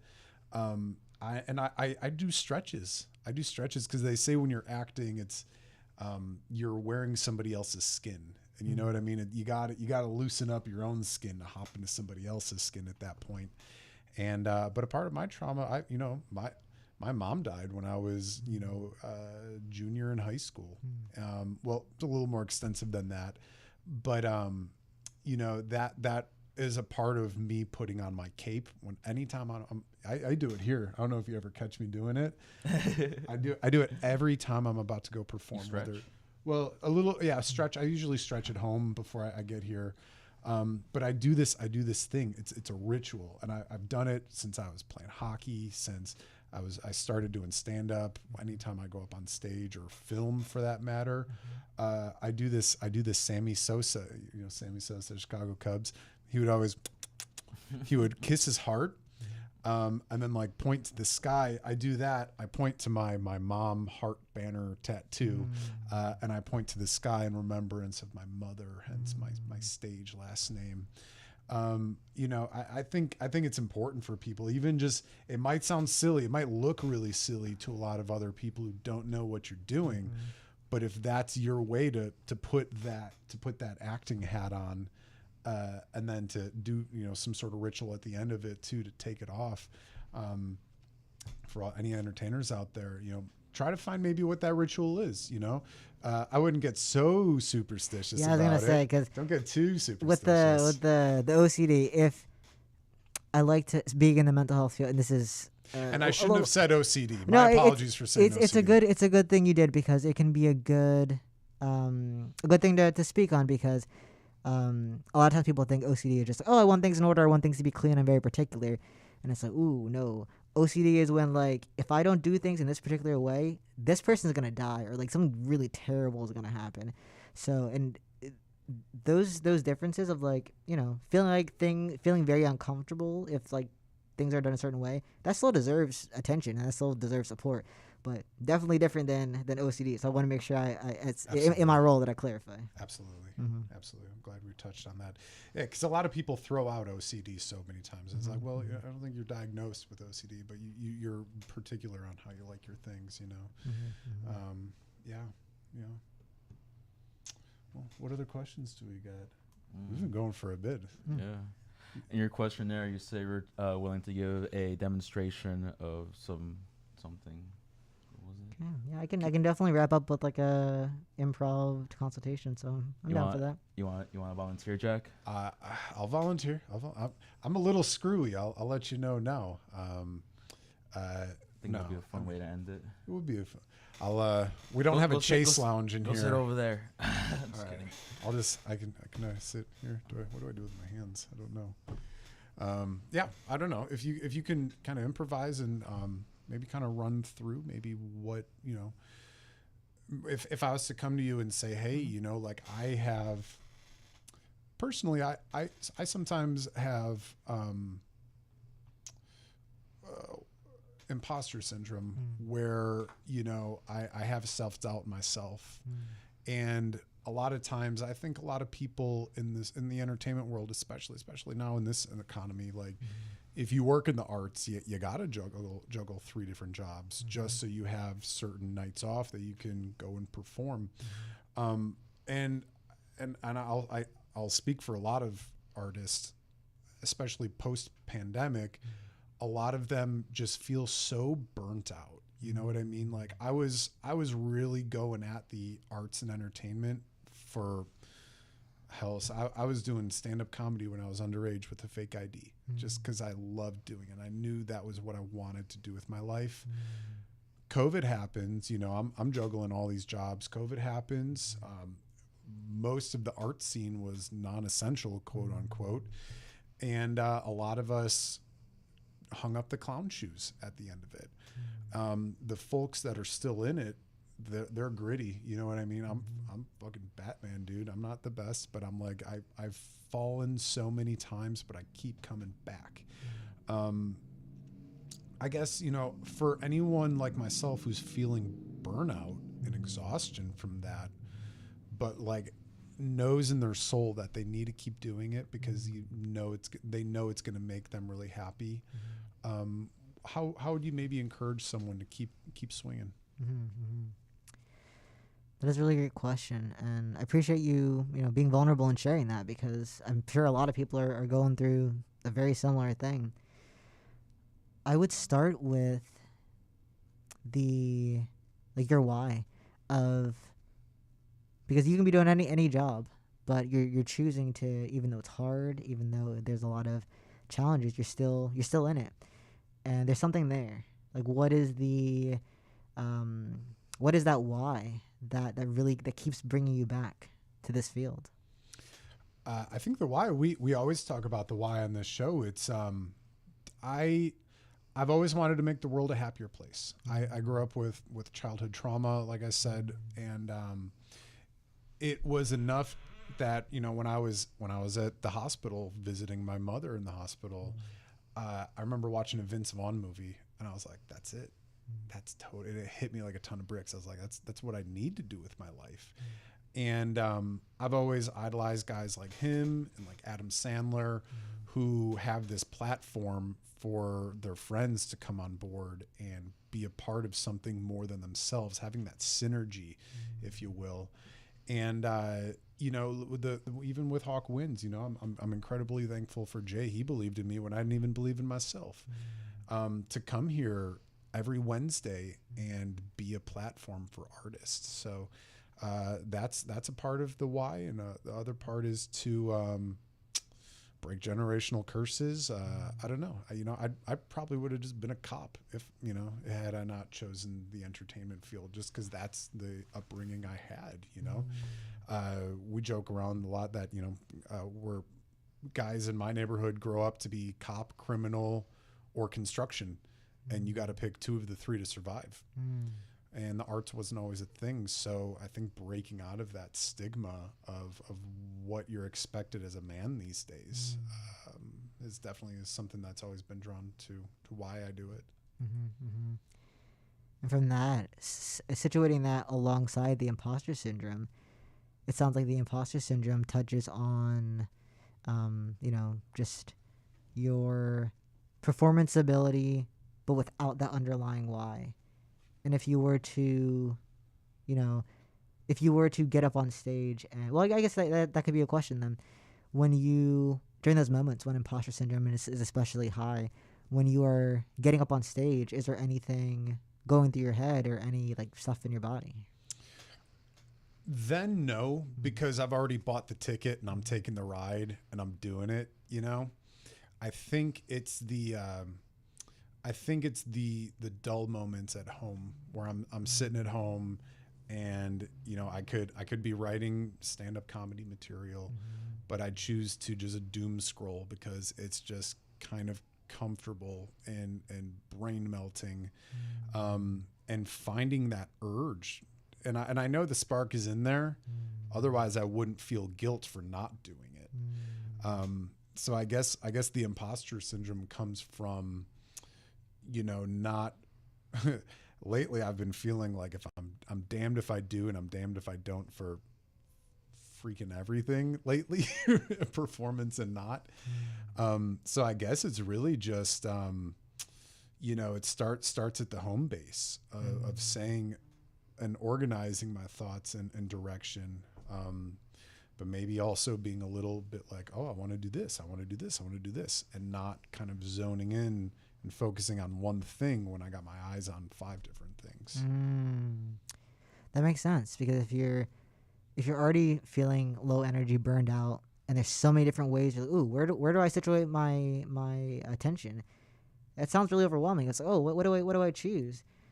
So I'm wondering if it will be helpful to really sit down and be like, okay, I ideally I want to do everything, but realistically I can't do everything. So if I were to just pick, my top 3, what would those be? And taking off some of those options, and really highlighting and honing in on those top 3, or even top 2, top 1, that really resonate with that original why that you shared. Would that help with that motivation in some way, while also recognizing that motivation is not always going to stay high. It's going to dip. And if anybody tells you motivation is supposed to be here all the time, they are lying to you, because there are going to be days where you're just not going to want to do anything. And sometimes you do need the rest. Other times it's putting yourself on a schedule and being like, well, I know writers, I forget who it was that had like a schedule of like whether or not I write anything of substance or not, whether even if I write the same word over and over and over again, I'm going to sit here from this time to this time, I'm going to make myself write this thing.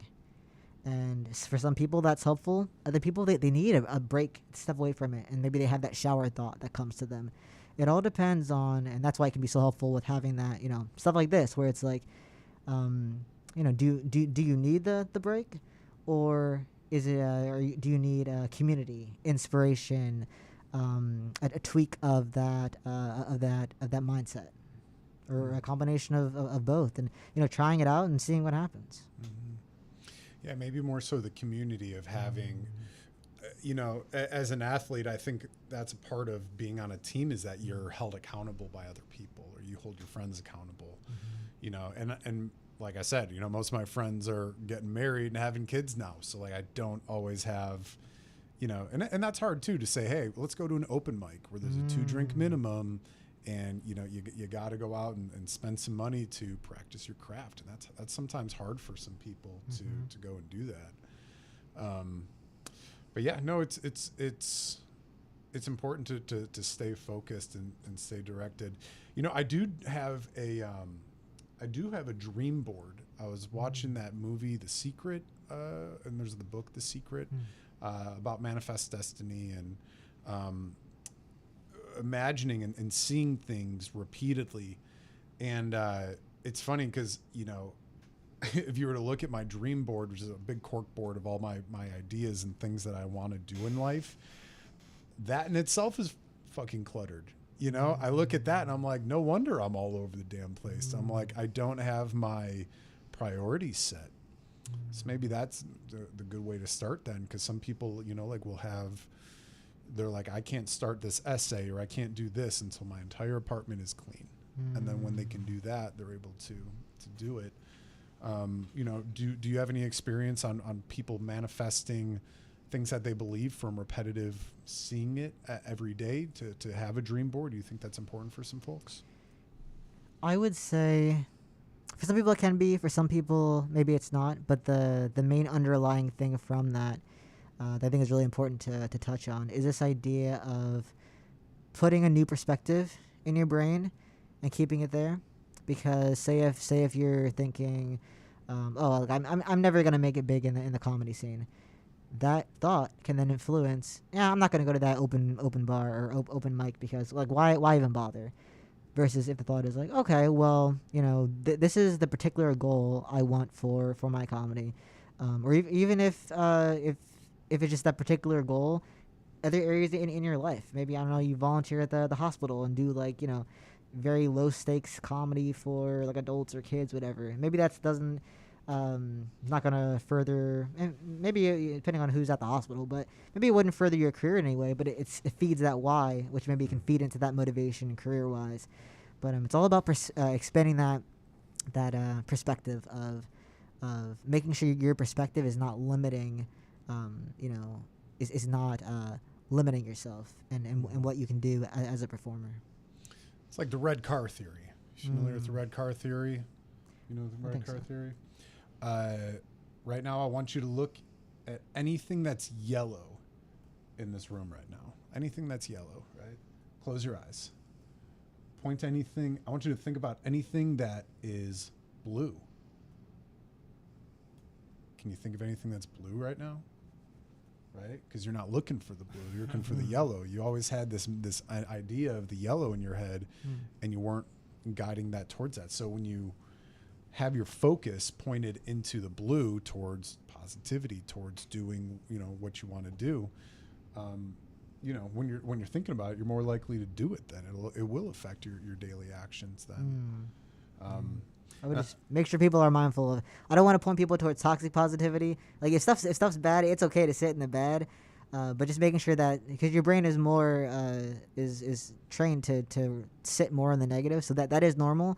But just making sure you're expanding. Like yeah, this is a shitty situation, and you know there are other perspectives out there. This is not all it is and all it will be. But I'm not trying to advocate for toxic positivity. That's a whole different thing.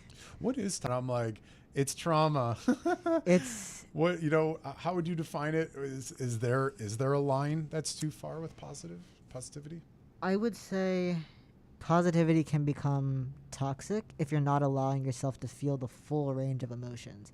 Where if you are forcing yourself to be happy and joyful all the time, that's not good, because you got to feel sadness, you got to feel anger, you got to feel all these other things, especially as a performer, because you got to pull on all these things to really give art that is going to speak to the human experience.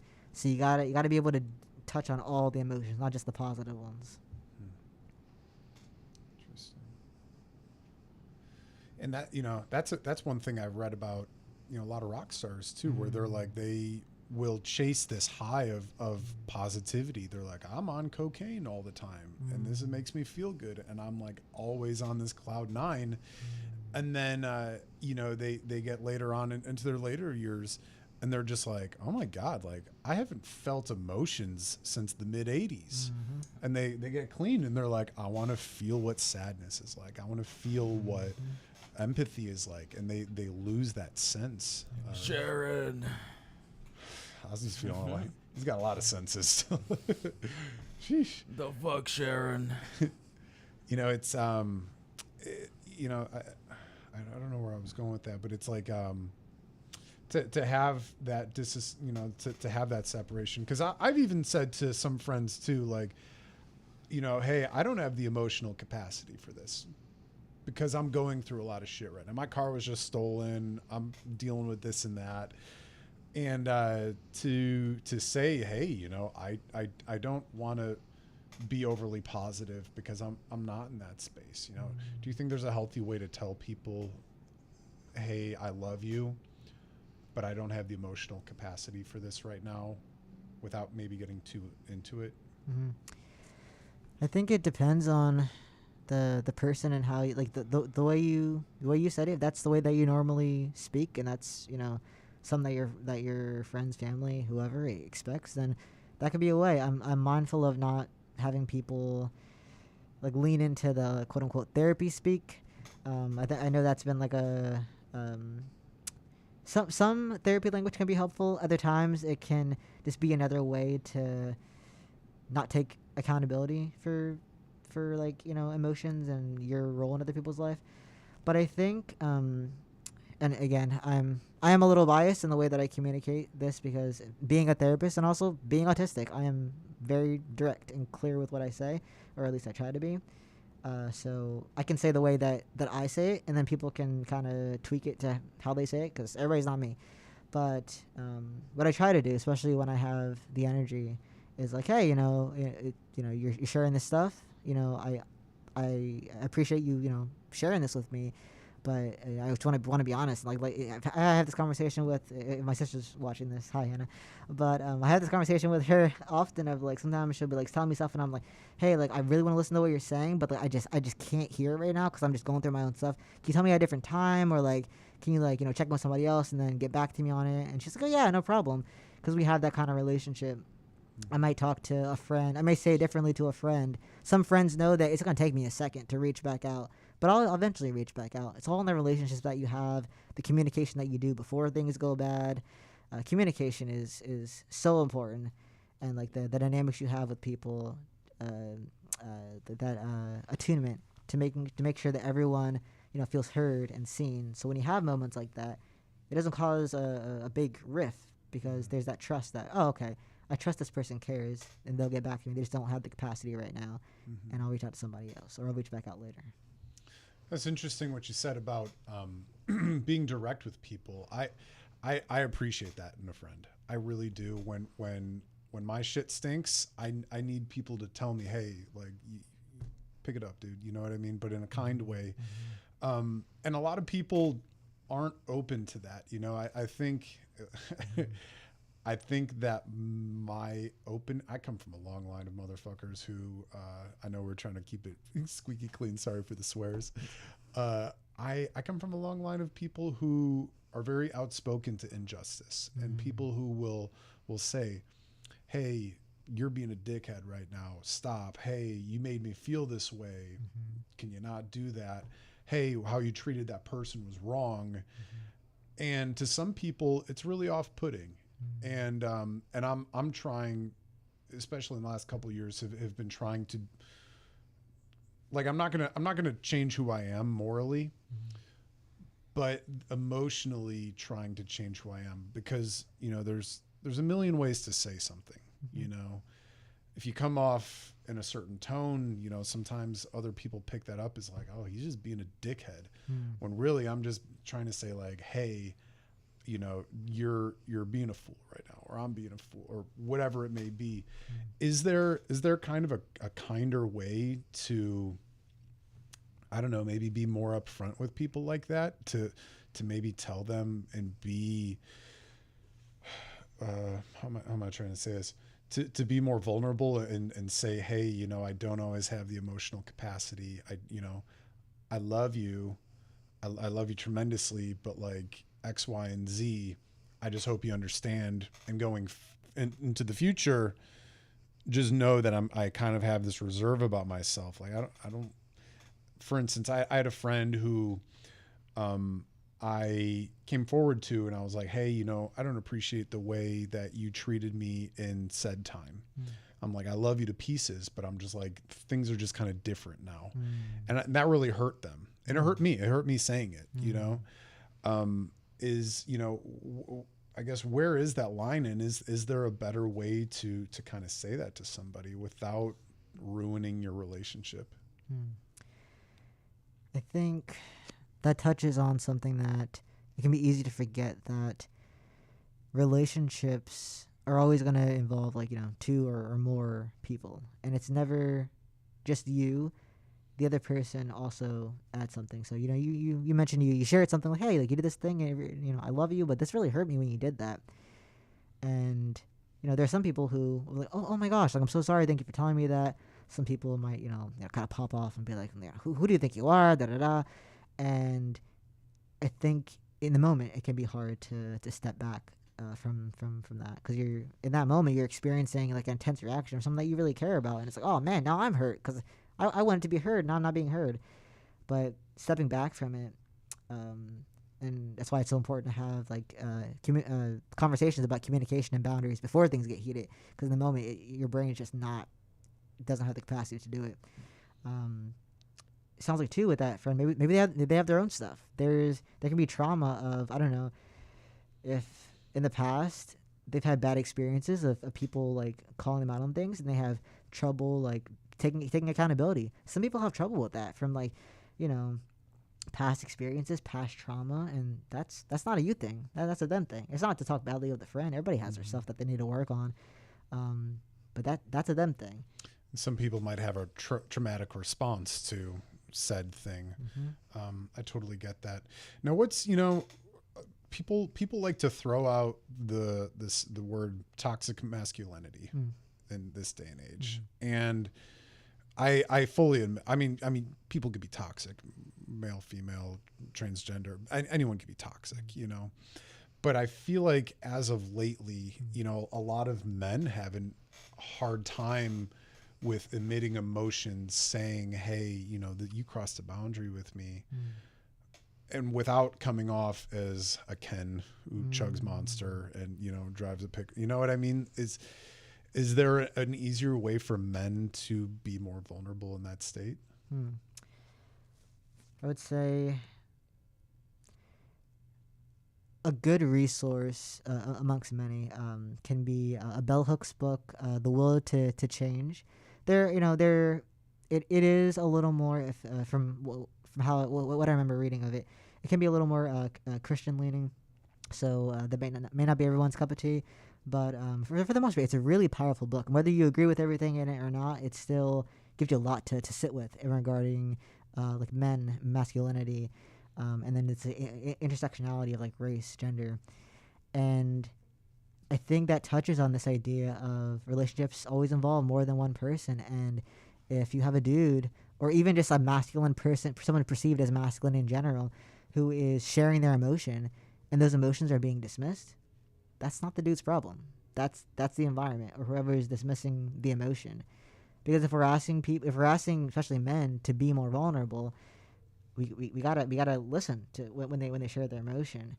And there needs to be work on both sides of making sure that when you're sharing that emotion, it's actually actually being vulnerable and sharing the emotion, not you did this to make me feel. It's like, no, just focus on yourself. Tell me how you feel, because that gets into what do people talk about, the like being in like pretending to be incompetent about something on purpose to not talk about it, and that can be a thing to kind of emotionally manipulate people. That's a whole other thing. But if a dude's like actually opening up and being like, hey, like this made me feel really bad, and someone in their life is like, you're a man, suck it up. It's like, I'm trying to be vulnerable. I'm trying to be open. I'm trying to not like play into these toxic masculine things. Like, you gotta meet me halfway. So it's a combination of both, and then being in a combination of both, really sitting with how you define masculinity, and whether it is the way you actually want to live, or it just how someone told you that you want to live. Because you have one life. If dudes want to wear a dress, makeup, whatever, do what you want. If someone cares, they have way too much time on their hands if they're worrying about what someone else is doing. Like, who cares? So, like, sit on your own definition of masculinity to figure out who do you want to be, and then surrounding yourself with a community of people who are gonna hear you, encourage you to be the kind of man that you want to be, but also that are gonna call you out on your shit. Like you said, if you're leaning into something that's like, hold on, this is getting a little toxic, let's call each other in, let's sit on this, because at the end of the day, whatever gender we are, we're all human. We all want to be heard. We all want to be seen. We all want to be supported. Because some people aren't receptive to it. I think I throw out toxic femininity, and it is a thing where you can have a different viewpoint than somebody, and like just because you said X, Y, and Z, they pop off at you without even like giving you the time of day to like, why do you feel that way, or this and that, and not realizing that people do have different viewpoints, and there are different societal standards for people. What would you say to people who maybe do have their wall up against, I will say, against men trying to come forward and be more vulnerable? I would say, especially if you're talking to someone who is not a cis man, being mindful of some trauma that they may have experienced from men, and the very real and powerful impact that can have on how they're perceiving what you're saying. And maybe they're not the person to talk to, and that's totally fair. They're allowed to have that boundary. They're allowed to be like, hey, like, I know you're sharing, I know you're doing the right thing. I'm not in a place to hear it. Some people can say that directly. Some people can't say it, but sometimes if you're seeing somebody have that reaction, like, ooh, like, it sounds like, and I don't want to say like, oh, it sounds like somebody hurt you, because that could be taken in a bad way. But if someone's having, if you're truly, I've been hurt a lot. It's okay. If you're truly sharing your emotion and like truly being vulnerable and not like playing, and someone immediately shuts that down or immediately like tries to, that's their own stuff, and that's something that they need to work on. Maybe, like I said, maybe they've been hurt by a dude, maybe they have very rigid gender roles and they're holding on to that, because when they let go of that, oh, maybe I didn't have to do all these things to be a woman or to be a man, and now I'm questioning and I'm spiraling. There's a lot of stuff. It shouldn't be, but there's a lot of stuff wrapped up in gender, sexuality, all that stuff. So keeping in mind that just because that one person didn't hear your feelings doesn't mean everybody else doesn't care. It's very informative. I appreciate that. That's cool. We do have some people messaging in here. Q Darling, what up, Q Darling? Ujo, same great example. Oh, hey, Ujo. You know Ujo Wadget? Yes, we are. We went to the same school. Cool. So. What's up, Ujo? Good to see you. Yeah, man, we're getting to about that time. It is about that time. For 2 hours. Well, Maya, I thank you so much for joining us today. Is there anything that you want our listeners to walk away from this episode with? I would just say, well, yeah, thank you again for having me. I really appreciate being on the show and get a chance. I love talking about this stuff, so I appreciate having the space to do it. If anybody wants more information, I'm on Instagram, Maya Vadell. And then I would just say the final takeaway, just to keep it on performance, I think it's really important when you are going into your performances to keep in mind that you can have performances where you are going up on stage and you are fully enjoying it. You are in that flow state. You are locked in. You can enjoy it. You can perform consistently, and it's very easy when you're bogged down by like anxiety, everyday stresses, whatever, to not view that as a reality. But it's a possibility. You don't have to give up your your mental health, your sanity, or whatever, to be able to perform. So if you're able to connect with a performance coach, or if you're able to go to therapy, or even just connect with the community, everyone deserves that chance to thrive. Well said. Very well said. Well, we appreciate it. Again, thank you so much. Maya Vadell in the house tonight. Reach out to Maya if you have any questions.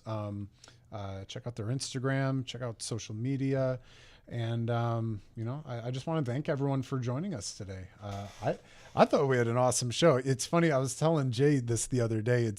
We have such a wide variety of people that come on the show, whether it's young rap artists that just want to make money, and, to hard rockers, to entertainers. And I firmly believe that every single person who's been on this show would totally benefit listening to what you said here today, and to have those healthy boundaries, and to understand that, it's good to check in, especially as a performer, an athlete, a musician, whatever it may be, to be able to know that you're not alone in this, you know, that there are people out there, there's resources out there to help you. I was listening to the Joe Rogan podcast with Paul Stanley, who's the lead singer of Kiss. I'm a big Kiss fan. I love Kiss. And Paul Stanley was talking about going to therapy before Kiss got big. And it was so interesting, and it really struck a chord in me. And Paul Stanley was like, you know, he's like, I was made fun of as a kid, and that's why I became a rocker. And he's like, I was getting pretty big at the time.